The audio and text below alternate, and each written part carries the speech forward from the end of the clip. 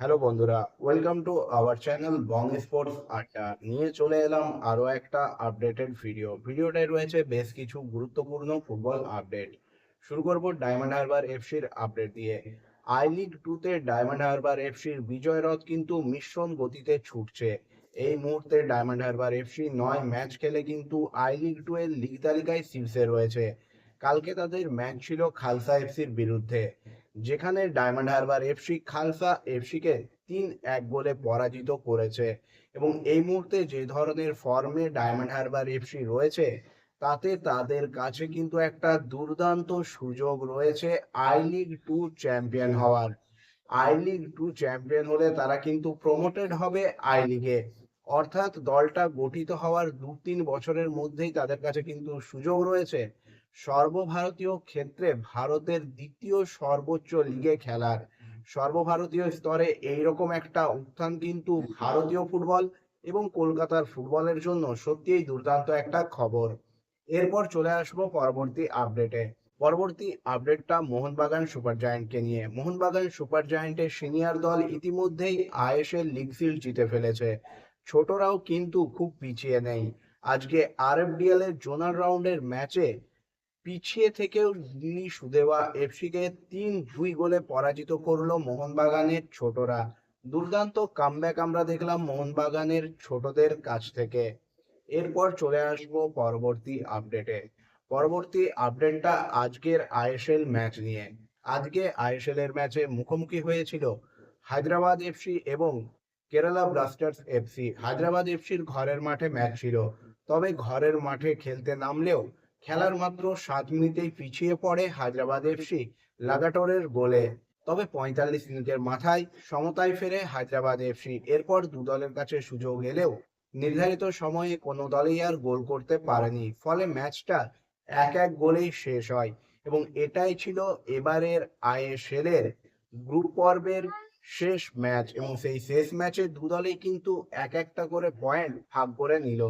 এরপর চলে আসবো আজকের ভিডিওর মূল টপিকে।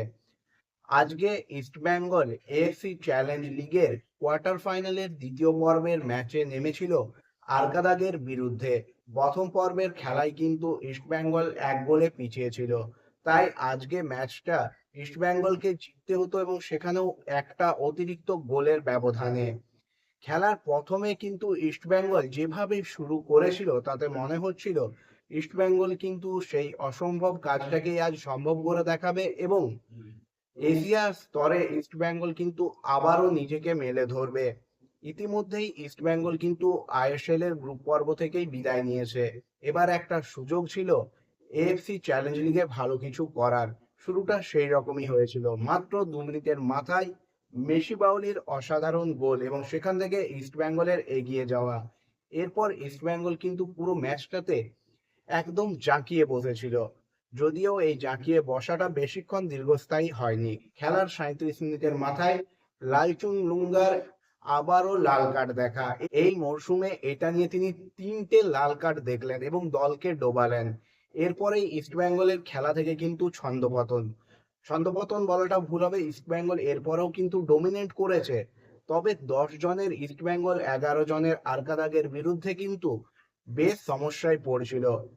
একটা ম্যান অ্যাডভান্টেজ কিন্তু সবসময়ই বিপক্ষ দলকে কিছুটা হলেও সুবিধা দেয়, এবং সেই সুবিধাটাই নিচ্ছিল কিন্তু আরকাদাগের খেলোয়াড়েরা। যদিও প্রথমার্ধ কিন্তু শেষ হয় ইস্টবেঙ্গল 1 গোল এগিয়ে থেকে, তবে দ্বিতীয়ার্ধের শুরু থেকেই আরকাদাগ কিন্তু মরিয়া হয়ে নেমেছিল ম্যাচের সমতা ফেরাতে। কারণ তারা যদি ম্যাচের সমতা ফেরায় তাহলে এই ম্যাচটায় তারা জিতে যেত এবং তারা চলে যেত সেমিফাইনালে, যেখানে ইস্টবেঙ্গলের লক্ষ্য ছিল এই যে 1 গোলের ব্যবধান রয়েছে সেটা যদি ধরে রাখা যায়, কারণ তাহলেই ম্যাচটা যেত সাডেন ডেতে এবং সেখানে সুযোগ ছিল ম্যাচ জেতার। তবে ইস্টবেঙ্গলের সমস্ত আশায় জল ঢেলে দিয়ে 88 মিনিটের মাথায় পেনাল্টি পায় আরকাদাগ।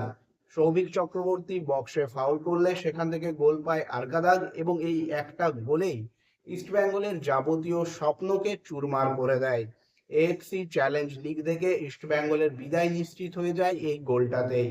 যদিও এরপর বেশ কিছু পরিবর্তন করেন কোচ, তিনি ডেভিডকে নামান, তবে আক্রমণাত্মক ফুটবল খেলার চেষ্টা করলেও উল্টে ৯৭ মিনিটের মাথায় ইস্টবেঙ্গল আরও একটা গোল হজম করে, যা ইস্টবেঙ্গলের কাছে যে শেষ একটু আশা ছিল সেটাতেও জল ঢেলে দেয় এবং ইস্টবেঙ্গল শেষ পর্যন্ত ম্যাচটা ২-১ গোলে হারে এবং ৩-১ গোলে দুটো পর্ব মিলিয়ে হেরে ইস্টবেঙ্গল কিন্তু এএফসি চ্যালেঞ্জ লিগ থেকে বিদায় নিল। অর্থাৎ এই মরশুমটা ইস্টবেঙ্গলের জন্য কিন্তু এখন পর্যন্ত সত্যি খুবই খারাপ গেল এবং আজকের খেলায় যে দুটো বিশেষ টার্নিং পয়েন্টের কথা বলা যেতে পারে তার মধ্যে প্রথমটা হলো লাল কার্ড দেখা এবং দ্বিতীয়টা হলো সৌভিক চক্রবর্তীর ওই যে বক্সের ভেতরে ফাউল করে পেনাল্টি উপহার দেওয়া। যদিও সেটা তার কিছু করার ছিল না, যেভাবে বারবার আক্রমণে উঠে আসছিল আরকাদাগের খেলোয়াড়েরা, তাতে এরকম একটা হওয়ার সম্ভাবনা কিন্তু ছিল। তবে লালচুন লুঙ্গা তিনি পর পর যেভাবে কার্ড দেখছেন এবং যেভাবে কার্ড দেখে দলকে সাফার করাচ্ছেন, তাতে এবার কিন্তু সময় এসছে তার সঙ্গে বসার। তিনি যে মুহূর্তে লাল কার্ডটা দেখলেন পুরো মোমেন্টামটাই চেঞ্জ হয়ে গেল ম্যাচের। না হলে যেভাবে ইস্টবেঙ্গল খেলছিল তাতে ইস্টবেঙ্গলের কিন্তু এই ম্যাচটা বেশ বড় ব্যবধানে জেতার সুযোগ ছিল এবং সেইভাবে কিন্তু ইস্টবেঙ্গল পুরো ম্যাচ জুড়ে খেলেওছে। ইস্টবেঙ্গলের আজকে ব্যাড লাকও বলতে হবে, বেশ কিছু সুযোগ যেমন নষ্ট করেছে ইস্টবেঙ্গল, তেমনি বার্ডে লেগে ফিরে এসছে, গোল পোস্টে ধাক্কা খেয়েছে, বেশ কিছুবার এরকম হয়েছে। তবে হ্যাঁ, আরেকজন প্লেয়ারের কথা বলতেই হয় যিনি আজকের ম্যাচের আরো একজন খলনায়ক, তিনি হলেন রিচার্ড সেলিস। মানে ওপেন নেটে তিনি বল মিস করেছেন, যে সহজ সুযোগগুলো তিনি মিস করেছেন সেগুলোর থেকে যদি একটাও ইস্টবেঙ্গল কনভার্ট করতে পারতো তাহলে কিন্তু ইস্টবেঙ্গলের কাছে আজকে সুযোগ ছিল আরকাদাগকে হারিয়ে সেমিফাইনালে যাওয়ার, যেটা ইস্টবেঙ্গল কিন্তু হেলায় হারালো। এবং চুলুঙ্গা তার অযথা কার্ড দেখা, ফাউল করা প্রতিটা ম্যাচে, মানে ম্যানেজমেন্ট কি করছে সত্যিই সেটা বোধগম্য হচ্ছে না। এইরকম সিচুয়েশনে দলকে বা প্লেয়ারদেরকে কিন্তু বোঝানো উচিত যে তোমরা যে দলের হয়ে খেলছো সেই দলটাকে সাফার করাচ্ছ, অযথা কার্ড দেখছো। তিনি কিন্তু বেশ কিছু ম্যাচে অযথা কার্ড নিয়েছেন এবং সেই কার্ড কিন্তু ইস্টবেঙ্গলকে ভুগিয়েছে। আবারও ইস্টবেঙ্গল সেই কার্ডের জন্যই আজকের ম্যাচটাও কিন্তু ভুগলো। এরপর ইস্টবেঙ্গলের কাছে রয়েছে সুপার কাপ, আশা করা যায় সেখানে কিন্তু কিছু ভালো করবে ইস্টবেঙ্গল, তবে বেশ কিছু বদল কিন্তু ইস্টবেঙ্গলের দরকার। সেই বদল এবং সেই মানসিকতা যদি ইস্টবেঙ্গল না আনতে পারে তাহলে কিন্তু এই মরশুমটা হতাশারই যাবে লাল হলুদ বাহিনীর।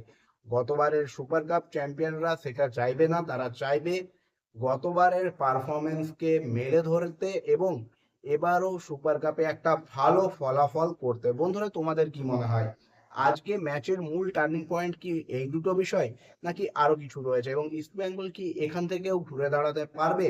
অবশ্যই তোমাদের মতামত তোমরা কমেন্ট করে জানিও। ভিডিওটা ভালো লাগলে অবশ্যই লাইক, কমেন্ট এবং শেয়ার করে দিও।